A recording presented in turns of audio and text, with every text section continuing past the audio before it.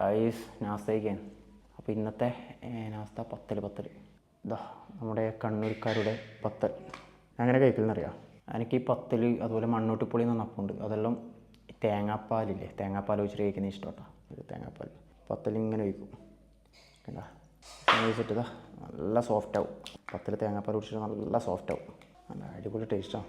കറി കൂട്ടിയിട്ട് കഴിക്കുന്നതിനേക്കാളും എനിക്കിഷ്ടം ഇങ്ങനെ തേങ്ങാപ്പാൽ കൂട്ടിയിട്ട് കഴിക്കാനാണ്.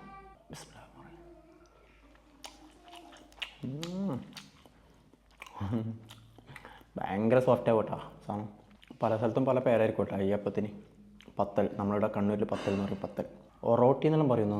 കണ്ണൂരിനെ ഓരോ സ്ഥലത്ത് ഒറോട്ടി എന്നൊക്കെ പറയും. ഒറോട്ടി അങ്ങനെയൊക്കെ പറയും. നമ്മളിവിടെ പത്തൽ എന്ന് പറയും. എൻ്റെ നാട്ടിൽ പത്തൽ എന്ന് പറയും. അപ്പോൾ നിങ്ങളിത് ഇങ്ങനെ പത്തൽ തേങ്ങാപ്പാൽ കൂട്ടിയിട്ട് കഴിച്ചിട്ടുണ്ടെങ്കിൽ ഒന്ന് കമൻറ്റ് ചെയ്യണേ. ഓക്കെ, കഴിക്കട്ടെ.